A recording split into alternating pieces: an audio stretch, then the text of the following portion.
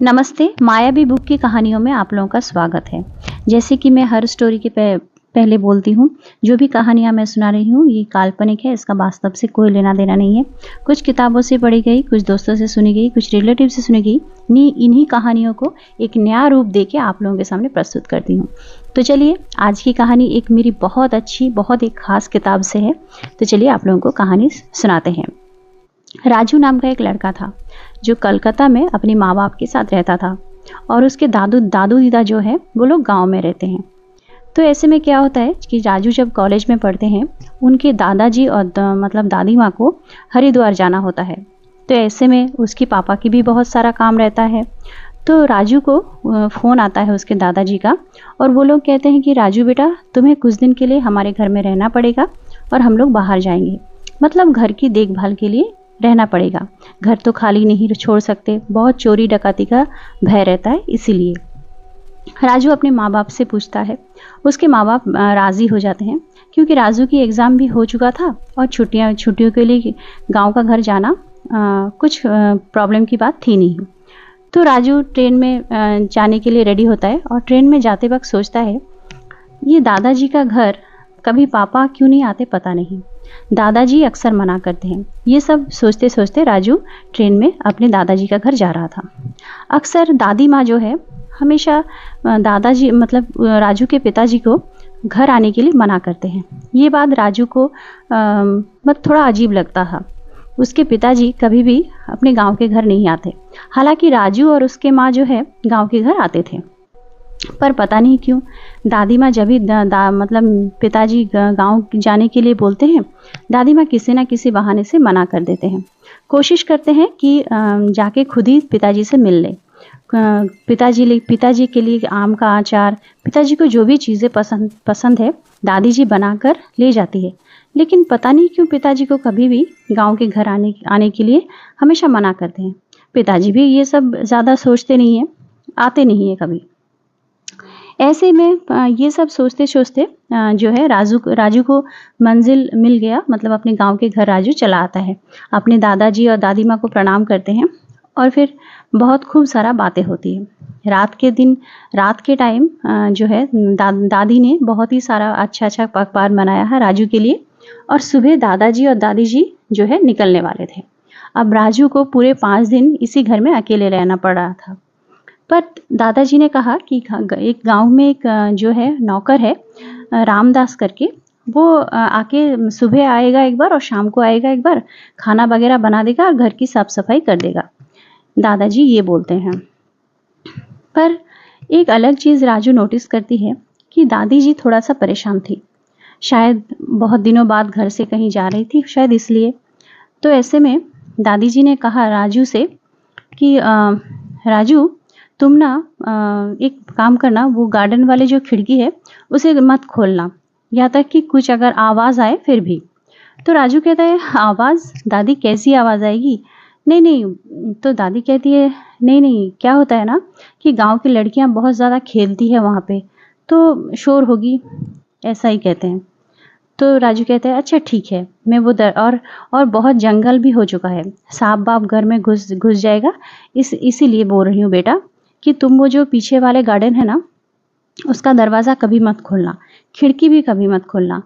तो राजू कहता है, अच्छा दादी माँ, तो आप लोगों ने साफ क्यों नहीं करवाया? तो दादी कहती है, हाँ बेटा साफ करवाती हूँ, लेकिन आखिरी 2 दिन में मतलब जंगल वगैरह हो जाता है। राजू के साथ उसका डॉग भी आया हुआ था, किट्टो नाम था उसका। तो अब क्या होता है कि दादी जी और दादू माँ चले जाते हैं और राजू को वहाँ अकेले पढ़ना आता है। राजू इसी में नोटिस करता है कि गांव का मतलब जो नौकर आता है रामदास, वो एक बार बस खिड़की खोलता है और कुछ आटे से बनी हुई कुछ लड्डू वगैरह होते हैं, वो देते हैं, बनाते हैं और देते हैं। ऐसे में एक दिन राजू ने पूछा कि अच्छा मुझे वो आटे वाले लड्डू चाहिए, आप मुझे क्यों नहीं खिलाते? तो जो नौकर है वो कहता है, नहीं राजू जी, ये आपके लिए नहीं है, वो दादी माँ कुछ पूजा वगैरह करती है ना, तो उसी जंगल में देना पड़ता है। राजू को इस बार थोड़ा सा शक हुआ और चीज़ें थोड़ी सी अजीब लगने लगी कि मुझे दरवाज़ा खोलने के लिए मना किया है और जो रामदास है वो कुछ ना कुछ देके चला जाता है। ऐसे में ये रात को शाम के मतलब करीबन शाम से थोड़ा सा पहले 8:30 बजे कुछ आवाज़ें सुनाई दी राजू को। राजू ने वो दरवाज़ा खोलने की कोशिश की तो वो दरवाज़ा, इस बार राजू ने बहुत ही हिम्मत करके दरवाज़ा थोड़ा सा खोल दिया। तो जब राजू दरवाज़ा खोलता है तो वो देखता है कुछ लड़कियां गोल गोल घूम के भूल भूल भूल ऐसा कुछ शब्द निकाल रही है अपने मुंह से और गोल गोल खेल रही है। राजू को ये बात बहुत ही ज़्यादा आश्चर्यजनक लगा कि ये 6 लड़कियां यहाँ पे आई कैसे, और ये इतने रात को ये लोग यहाँ पे गार्डन में खेल रहे हैं हमारे बागान में। तो राजू ने धीरे धीरे दरवाज़ा खोल के लड़कियों के पास मतलब जाने लगा।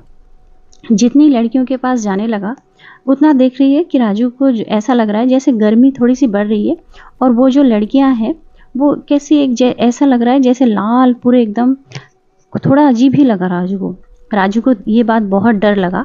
और फिर धीरे धीरे राजू ने ये सोचा कि ये कुछ मतलब स्वाभाविक चीज़ें नहीं है, तो राजू घर के अंदर आके दरवाज़ा बंद कर दिया।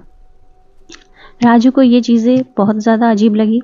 जब ये सब चीज़ें हुआ तब करीबन 10 बज रहे थे और फिर राजू सोने गया। अब राजू को नींद तो नहीं आने वाली थी ये रहस्यमयी चीज़ें देखकर। फिर से राजू ने जो खिड़की है वो खोला। इस बार भी वो लड़कियां जो है गोल गोल खेल रही थी इतने रात को। अब राजू से रहा नहीं गया तो राजू ने सोचा, राजू के पीछे पीछे राजू का जो डॉग है वो भी चला गया और राजू जाके देखती है कि वो लड़कियां जैसे ही उनके पास मतलब वो लड़कियां गई, लड़कियों ने उन्हें हाथ बढ़ाया खेलने के लिए। तो राजू ने उन लोगों के साथ मतलब गोल गोल खेलने लगी। उसके बाद राजू ने देखा कि और एक लड़का जो है मेरी तरह बिल्कुल उसके साथ खेल रहा है। राजू को ऐसे में लगता है कि एक लड़की जो है उससे कुछ बात करने के लिए आती है। तो बात करने के लिए जब भी राजू से मतलब आती है तो राजू घर के अंदर भाग जाता है। राजू को समझ में नहीं आ रहा था कि वो क्या हो रहा था। वो लड़कियों के साथ खेल रहा था कुछ अलग ही थी, पर लड़कियां कुछ बोल नहीं रहा था, कुछ इशारों से समझाने की कोशिश कर रहा था। ऐसे में राजू को ये चीज़ें थोड़ा बहुत ज़्यादा अजीब लगे। तो एक लड़की ने कहा कि हमारे साथ जो है बहुत ही अन्याय हुआ है। तो राजू तो ये बोल के ना वो लोग गायब हो गए। तो राजू को अभी ये समझ में नहीं आ रहा था और जो नौकर है वो अब सुबह हो चुका था और वो नौकर जो है लड्डू बना रहा था। इस बार राजू ने उस नौकर को पकड़ा और कहा कि हमें बताओ, यहाँ पे मैंने 6 लड़कियों को देखा है, वो लोग आग के गोले की तरह है और वो लोग इस गार्डन में खेल रहे थे, गोल गोल घूम रहे थे, क्या बात है। उस नौकर ने शुरू में कुछ भी नहीं बताया। उस नौकर ने कहा नहीं, आपने कोई गलत सपना देखा होगा, ऐसा तो कुछ भी नहीं है। तो राजू ने कहा तुम बताओ देखो, वरना मैं पुलिस में दे दूंगा तुम्हें। ये सब क्या हो रहा है, कोई जादू है, तुम जानते हो, तुम बताओ, मैं किसी को नहीं बताऊंगा। फिर भी वो नौकर जो है रामदास कुछ भी बताने के लिए राजी नहीं हुआ। तो राजू ने उसे पैसे का लालच दिखाया कि मैं तुम्हें 2 लाख रुपया दूंगा, तुम बताओ। तो वो नौकर कहता है कि देखो, तुम जानते हो कि तुम्हारी पापा जो है तुम्हारी दादी और दादू के शादी के बहुत साल बाद हुए हैं। ऐसे में क्या हो रहा था कि तुम्हारी दादी को बच्चा वगैरह नहीं हो रहा था।